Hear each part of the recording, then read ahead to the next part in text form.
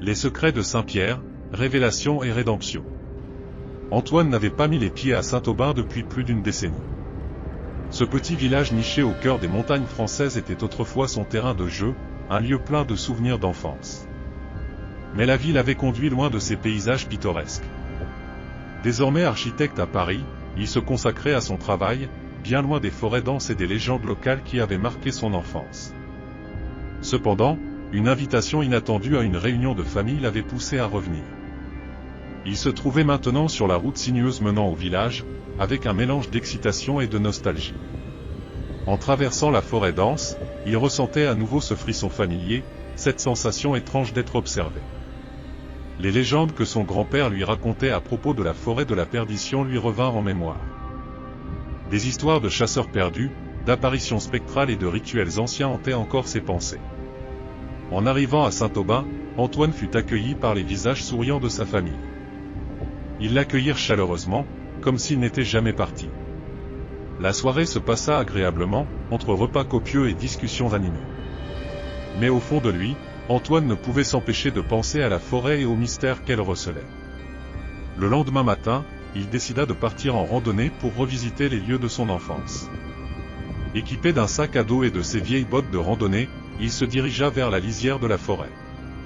Le sentier était plus envahi par la végétation qu'il ne s'en souvenait, mais il reconnaissait encore les repères. Les arbres semblaient murmurer des secrets oubliés, et l'air frais portait une odeur de mousse et de terre humide. Après une heure de marche, Antoine arriva à une clairière qui avait autrefois été un lieu de jeu pour lui et ses amis. La vue de cette clairière éveilla en lui une vague de souvenirs heureux. Il s'assit sur une vieille souche, fermant les yeux et se laissant envahir par la tranquillité du lieu. C'est alors qu'il entendit un craquement dans les broussailles. Ses yeux s'ouvrirent brusquement, scrutant les alentours. La forêt était silencieuse, trop silencieuse. Un frisson parcourut son échine. Antoine se leva, son regard cherchant l'origine du bruit. Ce qu'il vit alors lui glaça le sang. À l'orée de la clairière, une silhouette se tenait immobile. Une femme, vêtue de haillons, le regard fixait intensément. Ses cheveux en désordre et son visage pâle lui donnaient un air spectral. Antoine resta figé, incapable de bouger ou de parler. La femme leva une main tremblante, pointant vers lui. « Partez, avant qu'il ne soit trop tard », murmura-t-elle d'une voix éthérée. Antoine cligna des yeux, et la femme disparut comme une brume chassée par le vent. Son cœur battait la chamade, et il se demanda s'il avait imaginé toute la scène. Secouant la tête pour chasser ses pensées troublantes, il décida de rentrer au village. Chaque pas qu'il faisait semblait alourdi par l'appréhension. De retour à la maison familiale, il trouva ses proches en train de préparer le déjeuner. Leur présence rassurante l'aida à se détendre un peu. Pendant le repas, il tenta de partager son expérience avec ses cousins, mais ceux-ci éclatèrent de rire, pensant qu'il plaisantait. Seul son grand-père, Émile, resta silencieux, le regard pensif. Plus tard, lorsque les autres eurent quitté la table, Émile fit signe à Antoine de le suivre dans son bureau. Là, entouré de livres anciens et de souvenirs de chasse, il parla d'une voix grave. « Ce que tu as vu, Antoine, n'est pas une hallucination. Cette forêt est ancienne et pleine de secrets. Elle a vu des choses que nous ne pouvons comprendre. Les anciens parlaient d'une malédiction, d'un esprit gardien qui protège ce lieu contre les intrus. » Antoine écouta attentivement, ses craintes grandissant. Émile lui raconta des histoires de disparitions mystérieuses et d'apparitions inexplicables. La femme qu'il avait vue était peut-être l'un de ces esprits errants, prévenant ceux qui osaient s'aventurer trop loin. Cette nuit-là, alors que le village sombrait dans le silence, Antoine ne trouva pas le sommeil. Les mots de son grand-père résonnaient dans son esprit, et l'image de la femme spectrale le hantait. Une curiosité morbide le poussait à en savoir plus, à comprendre ce qui se cachait derrière ces légendes. Au petit matin, déterminé à découvrir la vérité, il se prépara à retourner dans la forêt. Il ne pouvait pas ignorer l'appel de ces mystères. Avec une carte ancienne trouvée dans le bureau de son grand-père et une lampe torche, Antoine s'aventura à nouveau sur les sentiers sinueux de la forêt de la perdition, prêt à affronter les ombres du passé et les secrets enfouis. Antoine avançait prudemment sur le sentier étroit qui serpentait à travers la forêt dense. Le chant des oiseaux semblait plus lointain, comme si la nature elle-même se méfiait de sa présence. La carte ancienne trouvée dans le bureau de son grand-père était son seul guide. Elle indiquait des lieux oubliés, des clairières cachées et des sentiers abandonnés depuis longtemps. Après 1 heure de marche, il arriva à une vieille cabane en bois, presque entièrement recouverte par la végétation. Elle n'était pas marquée sur la carte, mais son état délabré suggérait qu'elle avait été abandonnée depuis des décennies. Intrigué, Antoine poussa la porte qui céda avec un grincement sinistre. L'intérieur était poussiéreux et sombre, les meubles cassés et les fenêtres obstruées par des toiles d'araignée. Pourtant, quelque chose attira son attention, un vieux journal posé sur une table renversée. En le feuilletant, il découvrit qu'il appartenait à un certain Louis, un ancien chasseur du village. Les pages jaunies racontaient ses aventures, mais aussi des histoires effrayantes sur la forêt. Un passage particulier attira son attention. Les nuits sont devenues de plus en plus sombres. Je vois des ombres entre les arbres, et j'entends des murmures qui me glacent le sang. La forêt semble vivante, comme si elle avait une volonté propre. J'ai rencontré une femme étrange hier, ses yeux semblaient vides, mais elle m'a averti de partir avant qu'il ne soit trop tard. Je crains que cette forêt ne soit ma tombe. Antoine referma le journal, un frisson parcourant son échine. Cette femme devait être la même que celle qu'il avait vue. Les récits de Louis confirmaient les légendes racontées par son grand-père. La forêt de la perdition n'était pas seulement un lieu de mystère, elle était dangereuse. En sortant de la cabane, Antoine ressentit une présence oppressante, comme si les arbres eux-mêmes l'observaient. Il décida de suivre les indications de la carte vers une clairière éloignée, où se trouvait une ancienne stèle, mentionnée dans les récits de Louis. Cette stèle, disait-on, marquait le centre de la forêt et portait les inscriptions d'un ancien rituel. Après une marche épuisante à travers des sentiers à peine visibles, il atteignit finalement la clairière. En son centre, une pierre monolithique se dressait, couverte de mousse et de gravures énigmatiques. Antoine s'approcha, touchant les symboles gravés dans la pierre. Une sensation de froid intense l'envahit, comme si la pierre elle-même était maudite. Soudain, un bruit derrière lui le fit sursauter. Il se retourna vivement, sa lampe torche éclairant la silhouette d'un homme. C'était un vieil homme, vêtu de haillons, avec un regard fou. Antoine recula instinctivement. « Qui êtes-vous » demanda-t-il d'une voix tremblante. « Je suis Louis » répondit l'homme, sa voix rauque et désespérée. « Vous devez partir d'ici. La forêt vous a déjà marqué. Elle ne vous laissera pas partir indemne. » Antoine était incrédule. Comment cet homme pouvait-il être Louis, le chasseur du journal? Il aurait dû être mort depuis longtemps. Louis, lisant la confusion sur le visage d'Antoine, continua. Cette forêt emprisonne les âmes. Je suis coincé ici depuis des décennies, piégé entre la vie et la mort. Vous avez réveillé quelque chose en venant ici. Il n'y a plus de retour en arrière. La peur s'empara d'Antoine. Il recula encore, trébuchant sur une racine. Louis disparut aussi soudainement qu'il était apparu, laissant Antoine seul face à la stèle. Désespéré, il se redressa et courut hors de la clairière, son esprit tourmenté par les paroles de Louis. En atteignant une petite rivière, il s'arrêta pour reprendre son souffle. Le calme de l'eau apaisa légèrement ses nerfs. Mais l'image de Louis, et ses avertissements, restaient gravés dans son esprit. Antoine réalisa qu'il ne pouvait pas simplement fuir. Il devait comprendre ce que la forêt voulait, et pourquoi elle le retenait. Il décida de retourner au village, espérant que son grand-père pourrait lui donner des réponses. En arrivant à la maison familiale, il trouva Émile assis sur la véranda, l'air inquiet. « Antoine, qu'as-tu découvert » demanda Émile, son regard perçant scrutant son petit-fils. Antoine raconta tout, la cabane, le journal, la stèle et la rencontre avec Louis. Émile écouta en silence, son visage se fermant à chaque mot. « Il y a une ancienne malédiction sur cette forêt, » dit-il enfin. « Elle est liée à un rituel que nos ancêtres ont exécuté pour protéger le village. Mais quelque chose a mal tourné. Pour briser la malédiction, il faut terminer ce que nos ancêtres ont commencé. » Antoine écouta attentivement, déterminé à découvrir la vérité et à libérer la forêt de son emprise. Il savait que cela ne serait pas facile, mais il ne pouvait plus reculer. Les ténèbres de la forêt de la perdition s'épaississaient, mais Antoine était prêt à affronter ses démons. Antoine se tenait devant la cheminée, l'esprit tourmenté par les révélations de son grand-père. La nuit était tombée, enveloppant le village dans une obscurité profonde. Les ombres dansaient sur les murs de la maison familiale, amplifiant son malaise. Émile lui avait remis un vieux grimoire, hérité de leurs ancêtres. Ce livre, disait-il, contenait les instructions pour terminer le rituel et lever la malédiction de la forêt. En feuilletant les pages jaunies, Antoine découvrit des dessins et des écritures anciennes, incompréhensibles pour lui. Émile, ayant passé des années à étudier ces textes, lui expliqua qu'il devait recréer le rituel à la stèle, mais cette fois avec les bonnes incantations et les bons symboles. Le lendemain matin, Antoine et Émile se mirent en route vers la forêt. L'air était lourd, et un silence oppressant régnait. Chaque craquement de branches semblait résonner comme un coup de tonnerre. Émile guidait Antoine avec assurance, leurs pas s'enfonçant dans le sol humide. Après une marche éprouvante, ils atteignirent la stèle. Antoine ressentit à nouveau cette sensation de froid intense en s'approchant. Émile commença à tracer des symboles autour de la pierre avec une craie blanche, murmurant des incantations en ancien français. Antoine observait, tentant de mémoriser chaque geste, chaque mot. Soudain, un vent glacial se leva, tourbillonnant autour d'eux. Les arbres semblaient gémir, et les ombres s'épaissirent.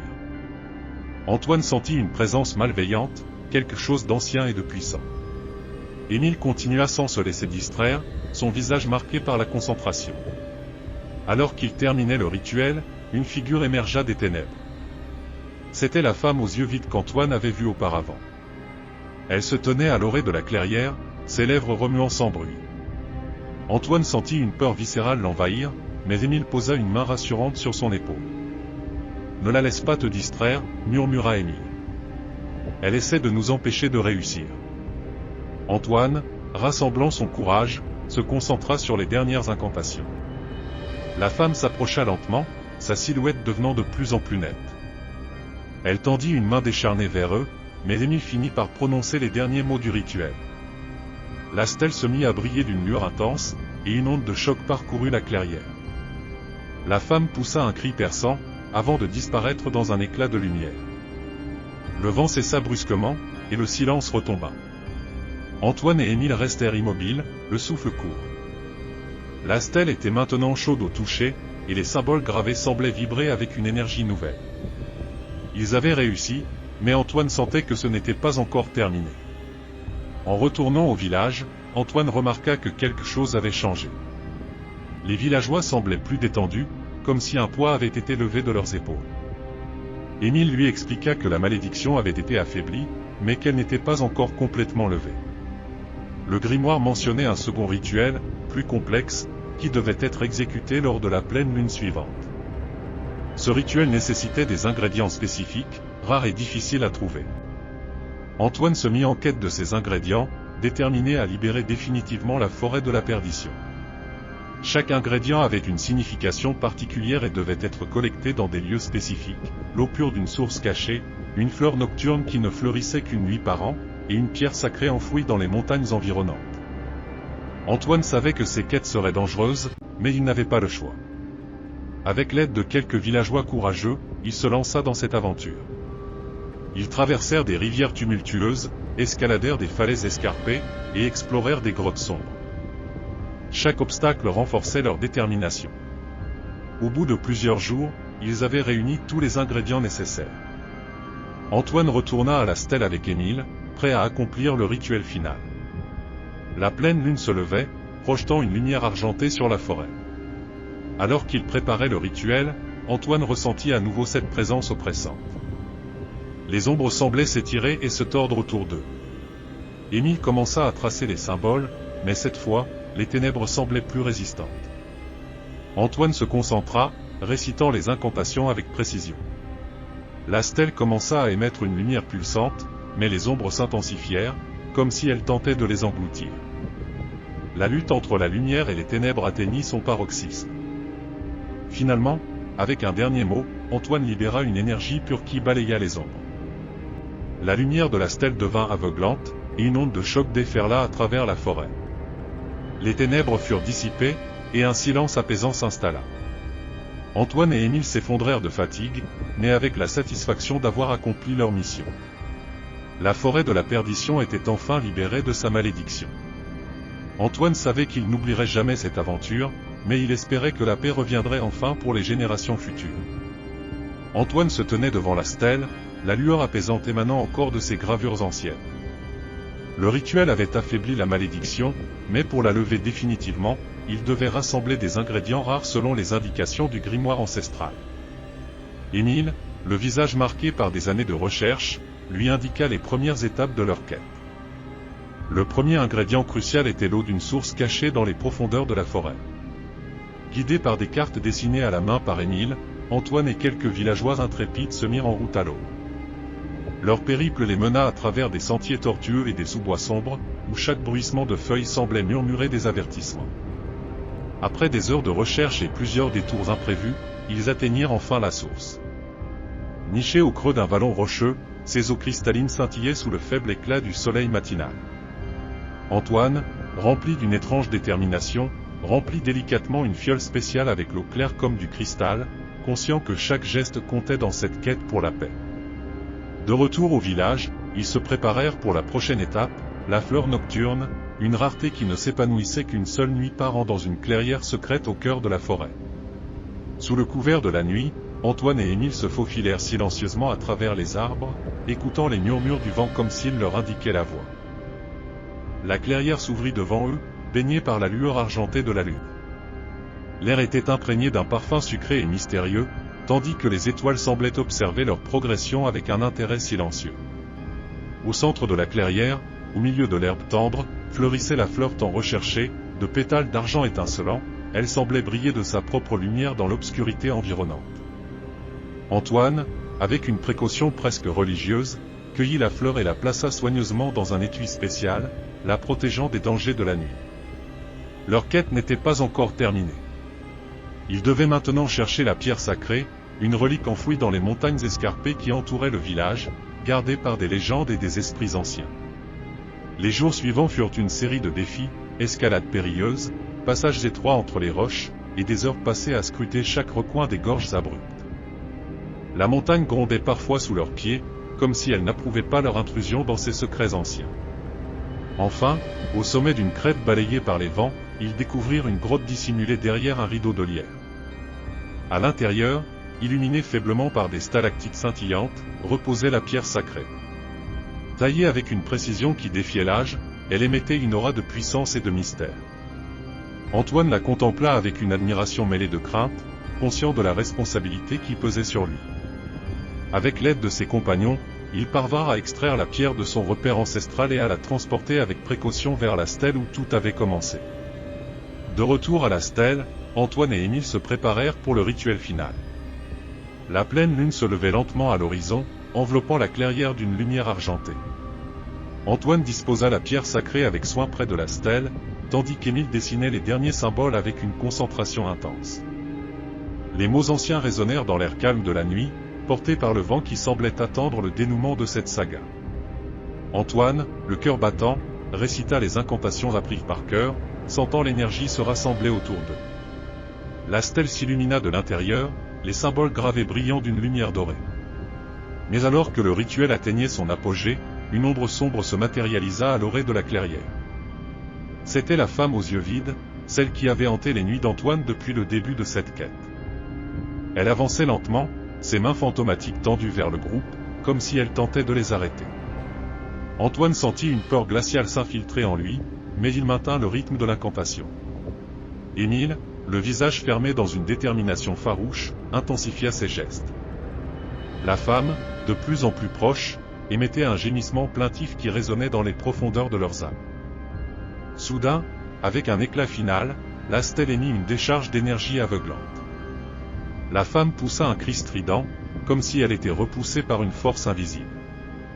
L'air autour d'eux vibrait avec une intensité électrique, et les ombres se dispersèrent comme des spectres effrayés. Quand le calme revint, la stèle était calme, ses gravures maintenant silencieuses et immobiles. La pleine lune brillait au-dessus d'eux, et une brise légère agitait les feuilles des arbres. Antoine et Émile se regardèrent, épuisés mais soulagés. « C'est terminé », murmura Émile, une lueur d'admiration dans les yeux. Antoine hocha lentement la tête, sentant enfin le poids de l'angoisse se dissiper de ses épaules. le village serait désormais libéré de la malédiction qui avait assombri ces terres pendant des générations. Mais alors qu'ils s'apprêtaient à partir, une lueur fugace dans les ténèbres attira leur regard vers la forêt encore agitée. Au silencio danois était lourd, apna interrompido par le doux murmure du vent traversant les feuilles des arbres. Antoine et Émile, encore sous le choc du rituel qui avait libéré le village de la malédiction, se tenaient près de la stèle illuminée par la lumière de la pleine lune. Mais quelque chose dans l'air semblait différent, comme si le calme était sur le point d'être brisé par une force inconnue.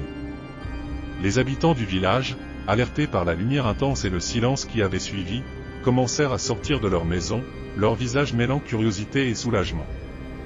Certains murmuraient des prières de gratitude, d'autres observaient avec méfiance les deux hommes près de la stèle, se demandant quel prix avait été payé pour cette libération. Antoine, sentant le regard pesant des villageois, se tourna vers Émile avec une question muette dans les yeux. Émile, le visage marqué par des années de dévotion à la recherche de la vérité occulte, acquiesça légèrement avant de murmurer quelques mots à Antoine. Il y a encore quelque chose que nous n'avons pas compris. Antoine hocha la tête, une appréhension grandissante dans son cœur.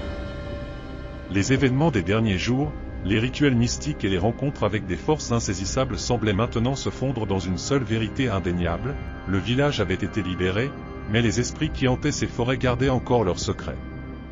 Alors qu'ils s'apprêtaient à quitter la stèle et à retourner au village, une silhouette sombre émergea des ombres de la forêt. C'était la femme aux yeux vides, son regard fixe semblant transpercer l'obscurité. Les villageois s'écartèrent avec appréhension alors qu'elle avançait vers Antoine, sa présence émettant une aura de tristesse et de douleur. « Elle est toujours ici » murmura Émile d'une voix basse, à moitié pour lui-même. La femme s'arrêta à quelques pas d'Antoine, ses mains fantomatiques tendues vers lui comme si elle cherchait quelque chose qu'elle avait perdu depuis longtemps. Antoine, le cœur battant la chamade, sentit une énergie étrange l'envelopper, un mélange de peur et de compassion. « Que voulez-vous » demanda-t-il d'une voix tremblante, incertain de ce qu'il devait faire. La femme ne répondit pas avec des mots, mais ses yeux vides semblaient transmettre une histoire silencieuse, une histoire de perte et de désespoir. Antoine, guidé par un instinct qu'il ne comprenait pas entièrement, tendit la main et toucha doucement la main fantomatique de la femme. Soudain, une série d'images éclatèrent dans son esprit, une famille heureuse dans une petite maison à la lisière du village, des rires d'enfants qui résonnaient dans les rues pavées, et puis, la tragédie. Un incendie dévastateur qui avait consumé tout sur son passage, emportant des vies et des espoirs dans un tourbillon de flammes et de cendres. Antoine retira sa main, secoué par la puissance des souvenirs qu'il avait traversés. La femme, maintenant pleinement visible dans la lueur de la lune, recula lentement, ses épaules voûtées comme si un fardeau invisible pesait sur elle. Puis, avec un dernier regard vers Antoine, elle s'évanouit dans les ténèbres de la forêt, laissant derrière elle une sensation de tristesse et de soulagement mêlés. Les villageois murmuraient entre eux, partagés entre la gratitude pour leur libération et la compassion pour l'esprit tourmenté qui avait hanté leur vie pendant si longtemps. Antoine, le regard perdu dans les ombres où la femme avait disparu, sentit une nouvelle compréhension éclairer son esprit. « Nous avons libéré le village » dit-il à voix haute, plus pour lui-même que pour les autres. Émile hocha lentement la tête, ses yeux scrutant le ciel étoilé comme s'il cherchait des réponses aux mystères encore non résolus. Le village s'endormit finalement ce soir-là, la paix revenant lentement à ses rues anciennes et ses maisons de pierre. Mais alors que les étoiles brillaient au-dessus d'eux, Antoine savait au fond de son cœur que leur voyage ne faisait que commencer. Lentement, les semaines après le rituel ont vu le village retrouver sa normalité. Les rituels des anciens avaient apporté une paix relative, et les villageois, reconnaissants, reprenaient leur vie avec une lueur d'optimisme. Antoine et Émile, cependant, ne pouvaient pas oublier la rencontre avec l'esprit tourmenté et les secrets inexpliqués qui persistaient dans les recoins sombres de la forêt. Antoine, qui avait décidé de prolonger son séjour dans le village, passait ses journées à parcourir les archives poussiéreuses de la bibliothèque locale. Il cherchait des indices, des mentions anciennes, des fragments d'histoire qui pourraient éclairer la vérité derrière la malédiction et la femme fantomatique. Émile, quant à lui, continuait ses méditations et ses prières, espérant trouver une réponse spirituelle aux questions non résolues. Un soir, alors qu'Antoine plongeait dans un livre datant du XVIIIe siècle, il découvrit une référence cryptique à une ancienne légende. Elle parlait d'une femme, autrefois aimée du chef du village, qui avait péri dans un incendie tragique. Les détails étaient rares, Mais une chose était claire, l'incendie avait été déclenché par des rivalités anciennes, une lutte pour le pouvoir qui avait consumé le village dans le feu et le désespoir. L'histoire semblait se confirmer avec chaque nouvelle révélation. Antoine, inspiré par cette découverte, partagea ses trouvailles avec Émile. Ensemble, ils décidèrent de retourner sur les lieux où l'esprit de la femme les avait trouvés, espérant trouver des indices supplémentaires qui pourraient apporter la paix définitive à son âme tourmentée. La nuit était tombée quand ils atteignirent le bord de la forêt. Le vent soufflait doucement à travers les arbres, et la lune éclairait leur chemin d'une lueur argentée. Antoine se rappela la sensation de la main fantomatique dans la sienne, les images déchirantes qui avaient traversé son esprit. Il savait que quelque chose les attendait dans l'obscurité. Il se tenait près de l'endroit où la femme avait disparu, ses yeux vides laissant une empreinte indélébile dans leurs souvenirs. Soudain, une brise glaciale les enveloppa, et une voix faible résonna dans l'air nocturne. « Merci, pour la vérité. » La femme était là, son apparence éthérée baignée dans la lumière de la lune. Cette fois-ci, elle ne semblait plus être hantée par le désespoir. Son visage portait une expression de gratitude et de paix, comme si la révélation de son histoire avait finalement libéré son esprit de ses chaînes séculaires. Antoine s'approcha doucement d'elle, un sourire triste sur ses lèvres. « Nous avons trouvé ce que vous cherchiez, dit-il doucement. Votre histoire est maintenant connue. » La femme hocha la tête, ses yeux se remplissant de larmes lumineuses qui brillèrent comme des étoiles dans la nuit. « Partez maintenant, murmura-t-elle. Ma place n'est plus ici. » Antoine et Émile regardèrent la femme s'éloigner lentement dans l'obscurité de la forêt, leur cœur rempli d'un mélange de tristesse et de soulagement. Ils savaient que leur voyage touchait à sa fin, que le village pourrait enfin connaître la paix après des siècles de tourments. Le lendemain matin, alors que le soleil se levait sur les toits de chaume du village, Antoine et Émile prirent le chemin du retour. Les villageois les saluèrent avec des sourires reconnaissants, sachant que leurs efforts avaient apporté la tranquillité dans leur vie. Mais Antoine, même en s'éloignant du village, savait que certaines histoires ne se terminent jamais vraiment, que les mystères de la vie et de la mort continuent de planer comme des ombres dans les recoins cachés du monde. Et ainsi, le village de Saint-Pierre, autrefois hanté par ses secrets obscurs, retrouva la lumière sous le regard bienveillant du soleil levant.